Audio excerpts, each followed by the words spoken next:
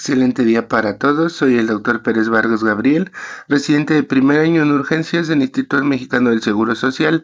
Hoy les voy a hablar sobre la hipertensión arterial sistémica, basados en la guía ESC de 2024 de la Sociedad Europea de Cardiología. Es importante recordar que esta entidad siempre va a representar la principal causa prevenible de morbilidad y morbimortalidad cardiovascular en todo el mundo. Su adecuada evaluación nos va a permitir ayudar, sobre todo en el servicio de urgencias, donde frecuentemente se detectan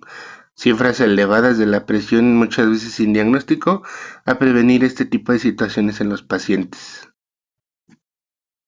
La presentación está organizada de forma progresiva. Se van a iniciar con los conceptos fundamentales, las definiciones importantes, se van a abordar las técnicas de medición de la presión arterial, el diagnóstico, la estratificación del riesgo cardiovascular, el tratamiento y finalmente se revisarán los escenarios clínicos especiales como la hipertensión resistente, la secundaria y las crisis hipertensivas.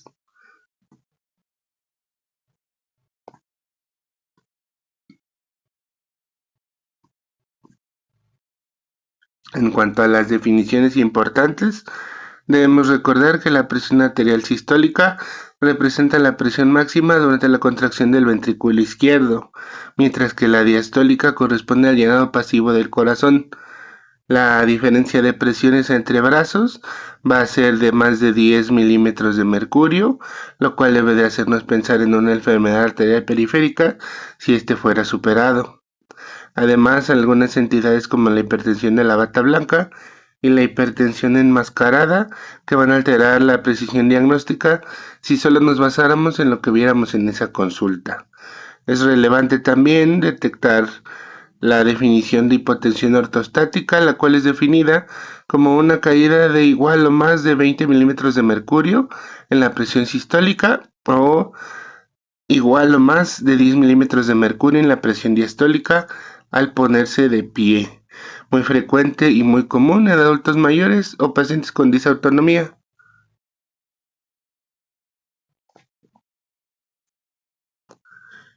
La hipertensión arterial sistémica es definida como una presión en la consulta de igual o más de 140-90 milímetros de mercurio, la cual está confirmada en al menos 2 ocasiones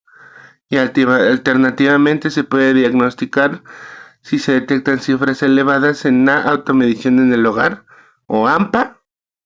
o en el monitoreo ambulatorio de presión por 24 horas o MAPA, que permite descartar la reactividad de este tipo de hipertensión. En cuanto a la clasificación de la presión arterial, esta puede dividirse en elevada y no elevada. La elevada es de una presión sistólica de 120 a 139 milímetros de mercurio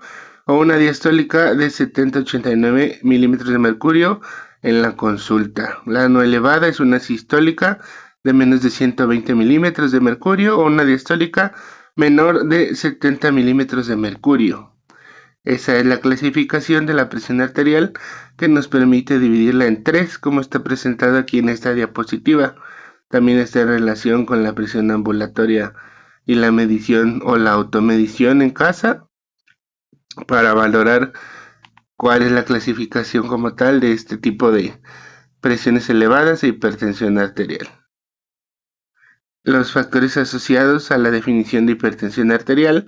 que nos permiten concretar algunas definiciones como hipertensión resistente, hipertensión secundaria a fármacos, son los beneficios del tratamiento con la presión arterial por encima de este umbral.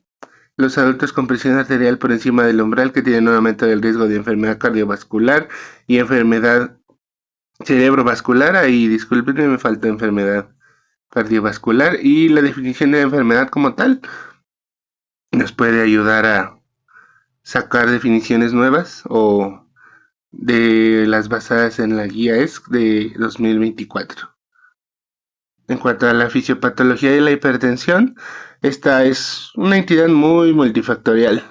Se va a caracterizar por una disfunción endotelial, una activación del eje renina-angiotensina-aldosterona, con una hiperreactividad simpática, una rigidez arterial y alteraciones en el balance del volumen de sodio. Esto va a aumentar la resistencia vascular periférica y el volumen intravascular, lo cual va a elevar la presión arterial de forma sostenida y esto provocando pues una hipertensión arterial. En cuanto a las consecuencias de la presión arterial elevada y la hipertensión arterial, el daño progresivo a este tipo de órganos del paciente o órgano blanco puede incluir la hipertrofia ventricular izquierda, la enfermedad coronaria, la insuficiencia renal, retinopatía hipertensiva, la enfermedad cerebrovascular, la hipertensión sostenida, que es el principal factor de riesgo para infarto cerebral, y el segundo para infarto agudo de miocardio. Las mediciones correctas de la presión arterial son cruciales. En la consulta debe hacerse por lo menos tras 5 minutos de reposo, sin hablar, con el brazo a nivel del corazón. En la medición de presión arterial de domicilio o automedición de la presión arterial, nos permite registrar la presión arterial en condiciones reales de la vida, mientras que la última, que es la medición de la presión arterial ambulatoria, nos va a permitir evaluar la presión arterial nocturna a datos de si el paciente tuviera una hipertensión enmascarada y a asociarlo así como tal a un mayor daño vascular, dependiendo de los niveles que salgan. Este es un comparativo de las ventajas y desventajas de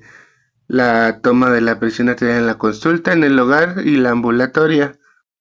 El LAMPA es importante destacar que es accesible y nos va a ayudar a mejorar la adherencia al tratamiento de cada uno de los pacientes, pero esta puede ser inexacta si el paciente no tiene el entrenamiento adecuado para valorarse a sí mismo. El MAPA es el estándar de oro para confirmar la hipertensión arterial sistémica, sobre todo en pacientes de alto riesgo o con variabilidad circadiana sospechada. Sin embargo, es un poco difícil por su disponibilidad. En cuanto a las ventajas y las desventajas del AMPA y el MAPA, pues es lo que les vengo comentando. Es relativamente mejor el MAPA que el AMPA, dependiendo del entrenamiento de cada uno de los pacientes. En la evaluación inicial y el enfoque diagnóstico de la presión arterial o la hipertensión arterial, la guía recomienda confirmar el diagnóstico con múltiples mediciones o métodos fuera del consultorio. Al comunicarlo, es fundamental explicar al paciente que el significado de su diagnóstico y sus riesgos asociados, así como los pasos a seguir y su tratamiento. Es importante identificar los factores de riesgo asociados, las comorbilidades y algunas causas secundarias o también medicamentosas. La medición de la presión arterial va a estar basada en el diagnóstico cuando la sistólica esté en 160 o 179 milímetros de mercurio o la diastólica esté en 100 a 109 milímetros de mercurio, para valorar si este paciente tiene algún dato de hipertensión arterial sistémica o como tal algún dato probable de emergencia hipertensiva. Es importante que en la medición de la presión arterial elevada se utilice el AMPA o la medición ambulatoria por lo menos en ese mes para corroborar que el paciente siga continuando con las elevaciones de la presión arterial, ya que retrasos en el diagnóstico va a aumentar el riesgo de enfermedad vascular cerebral. Cuando hay niveles iguales o mayores a 180 a 110 milímetros de mercurio de la presión arterial sistólica y diastólica, es importante destacar que esto podría ser los inicios de una emergencia hipertensiva, la cual inmediatamente requiere un tratamiento antihipertensivo. La presión arterial de 140 a 159 o 90 a 99 milímetros de mercurio sistólica y diastólica es una presión arterial elevada o hipertensión arterial sistémica, la cual fuera de la consulta se debe de confirmar el diagnóstico, ya que podría estar en relación con la hipertensión de la bata blanca. Una presión arterial de 120 a 139 y 85 a 89 milímetros de mercurio eleva el riesgo en personas con enfermedad vascular cerebral, por lo que si quisiéramos diagnosticarla, tiene que hacerse fuera de la consulta de igual manera como la anterior. En cuanto al diagnóstico de la presión arterial elevada, el cribado de la hipertensión por presión arterial elevada en la consulta debe de ser valorada si esta es elevada, no elevada, si hay hipertensión de 140 a 159 o una presión mayor a esa, así como una emergencia hipertensiva si esta superara los 180 a 110 o estuviera dentro del mismo rango. En cuanto a la comunicación del diagnóstico, pues hay que valorar si el paciente está, está con la idea o sabe que él tiene una hipertensión arterial sistémica y puede llegar a tener múltiples complicaciones. Aquí solamente les comento que este cuadrito viene en la guía de práctica clínica y nos ayuda a poder decirle el tipo de diagnóstico que tiene al paciente para que él sepa qué tipo de medicamentos tiene que tomar y qué tipo de situaciones podrían llegar a complicarlo. Las pruebas rutinarias en la evaluación de la hipertensión arterial sistémica son la glucosa en ayunas, los lípidos séricos, el colesterol, el sodio, el potasio, la creatinina y un electrocardiograma, pensando en la evaluación del daño a órgano blanco o del corazón para valorar si hay datos de complicaciones asociados a hipertensión arterial sistémica. Las pruebas opcionales pueden llegar a ser la ecocardiografía, la troponina, el índice tobillo-brazo, la ecografía abdominal y la oftalmoscopía, pero esto ya es cuando hay algún dato de complicación asociado a la hipertensión arterial sistémica. Para un manejo a largo plazo de la presión arterial sistémica, la Sociedad Española de Cardiología sugiere que esta debe de estar de un rango adecuado en los últimos 12 meses, pero por lo mismo del entrenamiento de los pacientes, pues muchos no saben cómo tomársela. Pues es preferible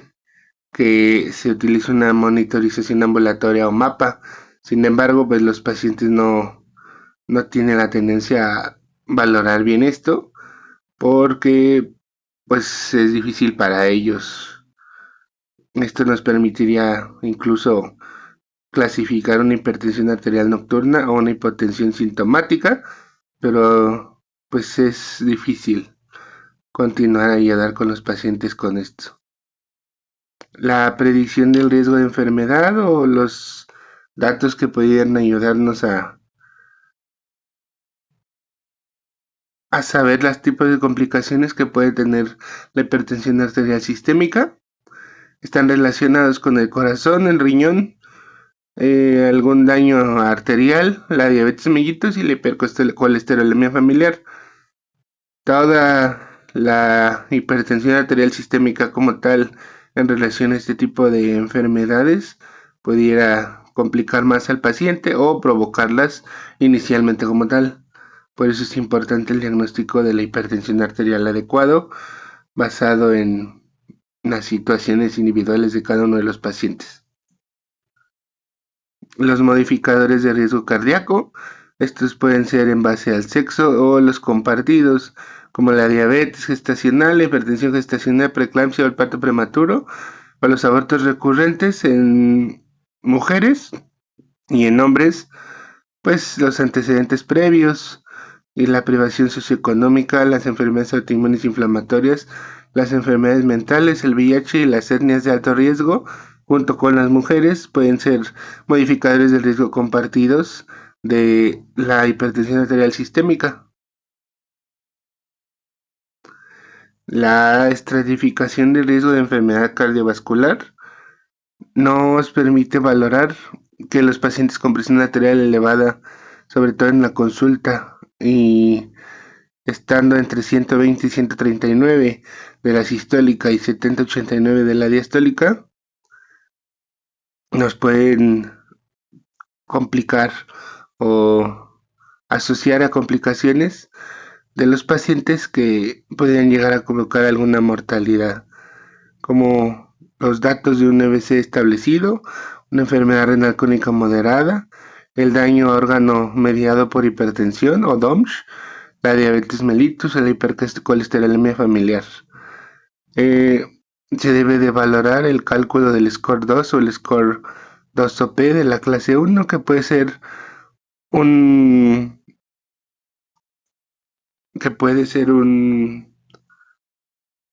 predictor del riesgo de EBC a 10 años para valorar las complicaciones que puede llegar a tener este paciente. En un 5%, pues se puede valorar el modificar el estilo de vida y revalorar el riesgo de presión arterial en un año para hipertensión arterial sistémica. En un grado de 5 a 10% se consideran los factores de riesgo compartidos. Cualquiera de los siguientes, como la etnia de alto riesgo o la privación socioeconómica en relación con mujeres y hombres, puede considerarse como un modificador específico de la presencia de hipertensión arterial sistémica, o en su caso, si fuera mujer, la diabetes gestacional, la preeclampsia y la hipertensión gestacional son modificadores específicos del sexo, los cuales nos pueden ayudar a tomar decisiones complementadas con herramientas para clasificar este tipo de pacientes y valorar que no puedan llegar a tener algún dato de mayor complicación. En cuanto a la adherencia al tratamiento, el paciente a veces no inicia como tal con la medicación, por lo que se debe de persistir e implementar un control y un programa que le ayude a cada uno de ellos a poder continuar con su control, ya que algunos han incluso comentado que ellos no están enfermos, no aceptan la enfermedad como tal, por eso se debe de adquirir la prescripción adecuada y informar adecuadamente al paciente para que éste esté conforme con la situación clínica que él padece. Se debe de comunicar los beneficios y la seguridad de la medicación, calmar los miedos sobre los efectos secundarios o los daños y debatir los aspectos prácticos de la enfermedad. Es importante fomentar la creación de hábitos y simplificar este tipo de prescripciones médicas, y además se debe de asesorar sobre los beneficios y la seguridad de la medicación y comentar sobre las complicaciones que este tipo de enfermedades pueden llegar a tener. El DOMS, o daño a órgano mediado por hipertensión, se debe de medir, ya que este nos puede ayudar a decidir o intensificar el tratamiento antihipertensivo en pacientes que tengan una presión arterial elevada y una plantación de riesgo de score de 10% o menos, porque estas situaciones de presión arterial elevada o riesgo cercano pueden aumentar el riesgo de enfermedad cardiovascular y de enfermedad vascular cerebral. Los pacientes de menos de 40 años con presión arterial elevada también pueden llegar a ser este tipo de situaciones de daño a órgano blanco, por lo que es importante ayudar para que el paciente pueda superar esta inercia de la situación clínica que él padece. ¿Qué tipo de órganos puede llegar a dañar? Principalmente la hipertensión arterial sistémica, pues el riñón, por eso se debe de medir el filtrado glomerular en ciertos casos. Si presenta menos de 60 mililitros por minuto, independientemente de la albúmina, o la albúmina igual o mayor a 30 miligramos, se debe de valorar un daño renal. En cuanto al corazón, se puede hacer pues, un electrocardiograma, una ecocardiografía y biomarcadores cardíacos que nos permitan saber el daño que el corazón está teniendo o probable daño que pueda llegar a tener. En cuanto a las arterias, se puede hacer una ecografía carotidia o femoral, una velocidad de la onda de pulso o una TC cardíaca. Cualquiera de estas tres es bastante difícil que estén en algún hospital público, pero son un poco más especializadas. En cuanto a la hipertensión resistente, este tipo de hipertensión es, eh, ¿cómo lo puedo comentar? Definida como una persistencia de la presión arterial de igual o más de 140-90 milímetros de mercurio en sistólica y diastólica, a pesar del uso de 3 fármacos antihipertensivos a dosis plenas, siendo uno de ellos un diurético. Una falta de adherencia o técnica incorrecta de medición en este tipo de situaciones o causas puede llegar a complicar más al paciente. Algunas de las causas de hipertensión resistente incluyen pues, la enfermedad renal crónica, el hiperaldosteronismo primario, la apnea obstructiva del sueño, el feocromocitoma, la coartación aórtica y el uso de fármacos como AINES, corticoides o simpático-miméticos.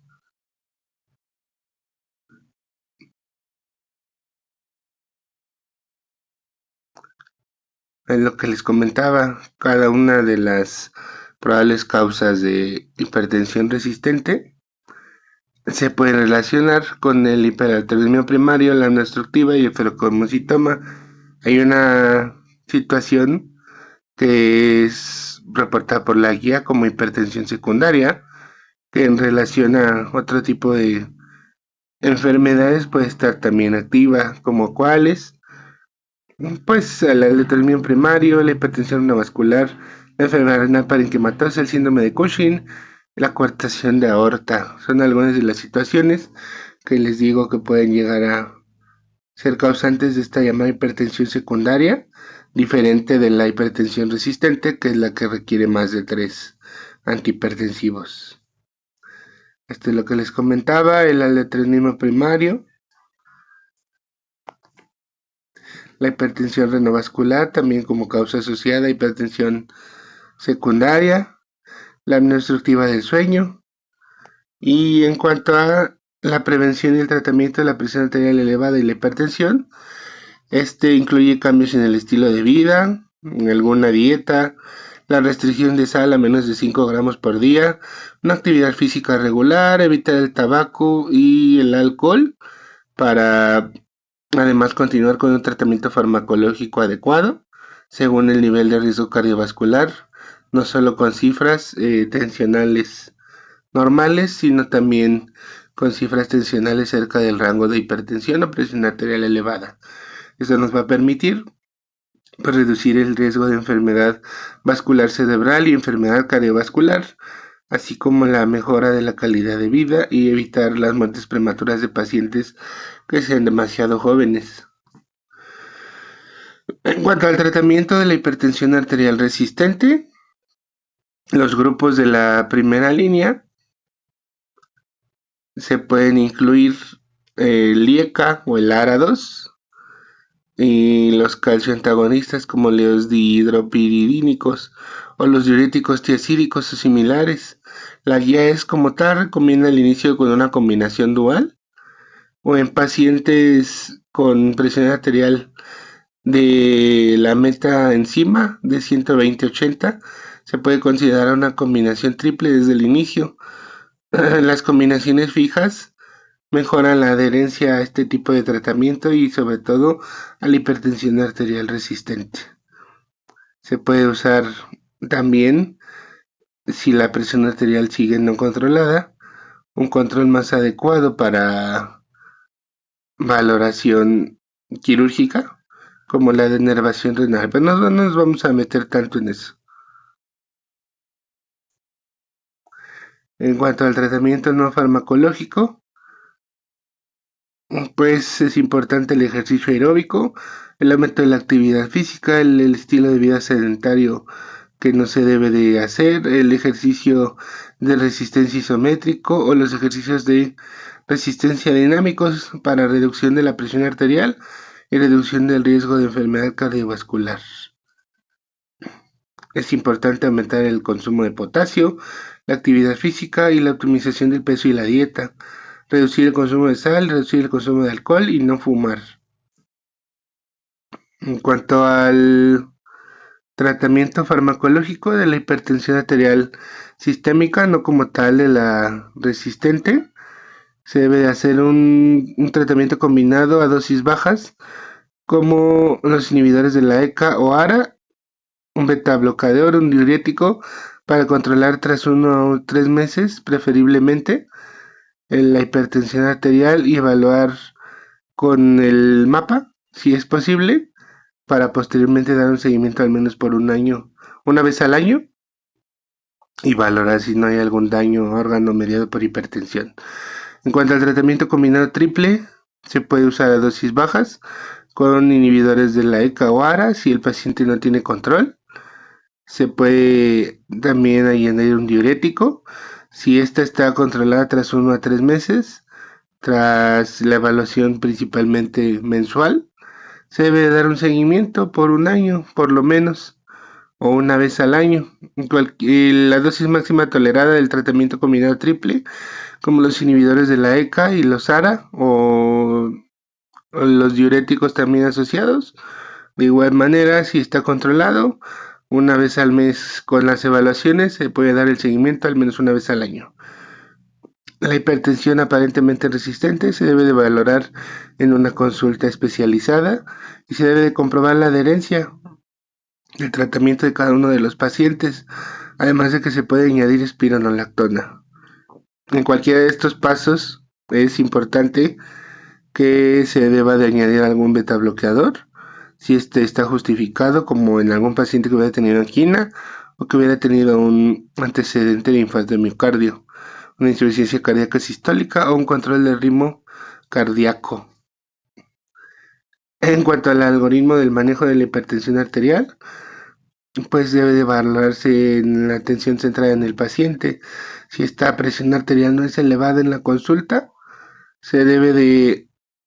cambiar el estilo de vida para evitar que pueda progresar a una hipertensión arterial. Y si esta está elevada entre 120 139 o 70 89, el paciente es mayor de 85, tiene datos de fragilidad o hipotensión ortostática sintomática o esperanza de vida reducida, se debe valorar el diagnóstico en base a enfermedades renales crónicas, daños a órganos y diabetes mellitus, así como hipercolesterolemia familiar, que pueden estar asociados en cuanto a las complicaciones y el manejo de la hipertensión arterial sistémica. Se debe de calcular el score 2 o score 2-UP para personas de edad avanzada y valorar si este tiene un nivel de menos de 5%, de 5 a 10 o de más de 10, para evaluar los modificadores de riesgo y considerar las herramientas para la evaluación de riesgo de los pacientes que tienen un dato de hipertensión arterial. Si este está normal, los cambios en el estilo de vida y el cribado por vista de la presión arterial nos pueden ayudar a valorar que este sea tratado adecuadamente. Si está alterado, pues se debe de vigilar y continuar con la medicación. La hipertensión en la consulta o presión arterial sistólica de 140, 90 o más es valorable en pacientes de edad de menos de 40 años con hipertensión resistente o signos y síntomas sugestivos de hipertensión arterial sistémica. Si lo llegaran a tener, se debe hacer el cribado para hipertensión secundaria con un tratamiento dirigido para la hipertensión, cambios en el estilo de vida y tratamiento farmacológico para la presión arterial confirmada, además de vigilar la presión arterial y la tolerancia a la medicación. En cuanto a la selección del tratamiento, pues estaba basado en el riesgo, el tratamiento y el objetivo. Si esta no está elevada, pues es un paciente que está adecuadamente en control. Se puede cambiar el estilo de vida para prevenir. Se podría llegar a tener una hipertensión arterial sistémica. Si esta está elevada, todos los pacientes se debe de valorar el riesgo de enfermedad cardiovascular y alguna situación clínica que pueda llevar a complicar al paciente para valorar si tiene un modificador de riesgo o se puede cambiar el estilo de vida para el control con un buen tratamiento y un seguimiento anual del riesgo además. En cuanto al paciente que puede tener datos de hipertensión, se puede asumir que todo tiene un riesgo suficientemente alto como para beneficiarse de un tratamiento farmacológico. Se debe realizar cambios en el estilo de vida, un tratamiento farmacológico inmediato y un control anual siempre y cuando éste esté dentro de los rangos normales al continuar con el tratamiento farmacológico. Los objetivos: el paciente con hipertensión arterial sistémica, con presión arterial elevada o la presión arterial no elevada, siempre debe de tener un objetivo como tal. El más común es que la presión arterial sistólica sea de 120 milímetros de mercurio como un objetivo óptimo en el rango si es que el paciente lo llega a tolerar. Es importante también que si este está entre 120 y 129 debe de continuarse con su tratamiento y con los modificadores del estilo de vida para que este se reduzca al objetivo anterior. Es además también siempre importante recalcar que debe de ser lo más bajo razonablemente posible este tipo de presión arterial sistólica, siempre menos de 140, aún con el objetivo, si este llegara, como les digo, del punto anterior, de 120 a 129, no es lo tolerable, por eso debe de continuarse para llegar al punto de corte de 120. Si llegara a tener el dato de hipertensión ortostática, se puede dar un tratamiento al paciente siempre y cuando también esta sea diagnosticada, como les dije al inicio, es toda aquella que tiene una disminución de 20 o 10 milímetros de mercurio en sistólica y diastólica respectivamente, siempre y cuando después de que el paciente haya estado sentado por 5 minutos y en la valoración de bipedestación. La fragilidad clínicamente significativa de moderada a grave a cualquier edad y o esperanza de vida reducida a menos de 3 años ante la pérdida o la dificultad de cumplir con cualquiera de estos objetivos. El objetivo de mejorar la calidad de vida de los pacientes no está en relación con la emergencia hipertensiva porque pues es una emergencia como tal. Es importante destacar que el tratamiento de la hipertensión arterial sistémica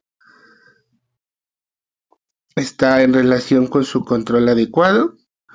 pero tiene ciertas reacciones adversas, como cuáles, pues una hipotensión sintomática, sobre todo en ancianos frágiles, disfunción eréctil, particularmente con betabloqueadores o diuréticos, alteraciones hidroelectrolíticas, como hipopotasemia con las tiazidas o hiperpotasemia con las IECAS y el ARA2, algún síndrome de caída o síncope, y estos efectos siempre comprometen a la adherencia del tratamiento para el paciente, por lo que es vital que se debe de anticipar y ajustar el esquema individualmente dependiendo de la situación de cada uno de ellos. Hay grupos específicos y comorbilidades que están en relación con diferentes tipos de pacientes que pueden llegar a tener hipertensión arterial sistémica o presión arterial elevada. En embarazadas, por ejemplo, el manejo cambia por completo. Siempre se deben contraindicar los IECA y los ARA2, prefiriendo el metildopa, el abetalol o el nifedipino. O en ancianos frágiles, siempre se debe de priorizar la tolerancia y evitar la hipotensión ortostática. En diabéticos o enfermos renales, siempre es más estricto este tipo de cifras tensionales y se prefieren el ICA o el ARA2. Y en pacientes que han tenido ya un EBC, se puede iniciar el tratamiento si la presión está en alto rango o normal. Hay cierto tipo de pacientes como los adultos jóvenes de 18 a 40 años que también tienen hipertensión arterial sistémica, que no debería, pero debe ser un grupo específico que debe de estar en constante control, porque son los que luego llegan a tener mayor tipo de complicaciones o comorbilidades. La fragilidad clínica, pues es lo que les comentaba, está principalmente en ancianos. Se puede valorar en la escala de puntos del 1 al 5 y del 6 al 9. Seguir las recomendaciones de las guías para el tratamiento antihipertensivo en cortes es asegurarse que el tratamiento se tolere en este tipo de ancianos frágiles. Siempre, siempre, siempre todo anciano frágil es un probable paciente que puede llegar a tener una mayor complicación en cuanto a datos de hipertensión arterial sistémica o presión arterial elevada. La hipertensión ortostática también puede estar en relación con algo que se llama hipertensión supina, es decir, este es definido como una bajada en la presión arterial de igual a o mayor a 20 y igual o mayor a 10 milímetros de mercurio en cuanto a la presión sistólica y diastólica tras la forma en que el paciente esté en bipedestación desde una posición sentado o acostado, pero al momento de volverse a sentar, la presión sube, se levanta y la presión baja. Entonces es un tipo de hipertensión o hipotensión mezclada, que es un reto clínico y en general está relacionada con muchas causas de enfermedades o comorbilidades o incluso medicamentos. Hay relación con otro tipo de enfermedades como la diabetes, la enfermedad renal crónica, las cardiopatías y el evento vascular cerebral, pero no nos vamos a meter tanto en eso. Solo es importante recordar que son las 4 principales enfermedades, que son comorbilidades asociadas a la hipertensión arterial sistémica o la hipertensión arterial sistémica es causante o que complica cualquiera de estas enfermedades. La emergencia hipertensiva es como tal una implicación de una presión arterial sistémica de igual o mayor de 180 a 110 milímetros de mercurio que presenta evidencia de daño a órgano blanco agudo, algún dato de enfermedad vascular cerebral, el edema pulmonar, alguna disección aórtica, encefalopatía hipertensiva, que va a reducir, que requiere la reducción controlada de la presión arterial con tratamiento intravenoso, sobre todo con nitroprusiato, labetalol o nicardipino, además de requerir la monitorización intensiva y la hospitalización inmediata y una caída brusca que llegáramos a realizar en este tipo de pacientes con emergencia hipertensiva de la presión arterial puede llegar a complicar más al paciente, por eso debe ser suave y lento la disminución de esta presión arterial en la emergencia hipertensiva. Se debe principalmente reducir solo 25% en la primera hora y hasta las 24 a 48 horas después reducir a las cifras normales. Siempre va a tener síntomas asociados, sobre todo la cefalea, la alteración de la visión, el dolor torácico, la disnea, el mareo y el déficit neurológico.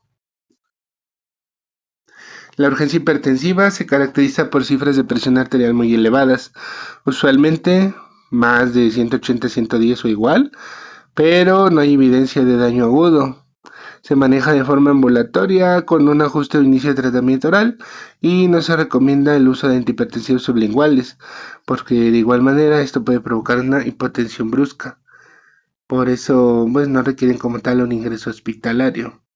¿Cuáles son las pautas principales para este tratamiento de una urgencia hipertensiva y de una emergencia hipertensiva? Establecer el órgano diana afectado y verificar la necesidad de tratamiento.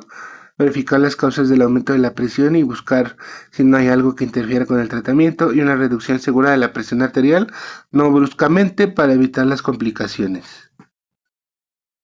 La atención centrada en el paciente es importante para el manejo exitoso de la hipertensión arterial sistémica. No solo depende del tratamiento, sino es una estrategia centrada en el paciente. Este se debe de educar, darle seguimiento, evaluar sus barreras sociales, darle un apoyo emocional y tener decisiones compartidas entre paciente y médico para mejorar significativamente el control a largo plazo de su padecimiento. En conclusión, la hipertensión arterial sistémica es una patología común, compleja, con un alto impacto en la salud pública. La guía europea es de 2024, enfatiza siempre un enfoque individualizado que está basado en el riesgo y tiene fuertes énfasis en el seguimiento, la adherencia y la educación del paciente. Por eso es adecuado que se controle la enfermedad en base a lo que les decía, los factores relacionados y las creencias de la hipertensión del paciente, los factores relacionados con su salud, como los asociados a otra enfermedad, la falta de experiencia y los retos de la polifarmacia en cada paciente, los factores del sistema de salud o la dificultad para conseguir el medicamento, los factores socioeconómicos por la falta de apoyo para el manejo, son lo que pudiera llegar a disminuir la adherencia al tratamiento y el control de la enfermedad en cada uno de los pacientes. Muchas gracias por su atención.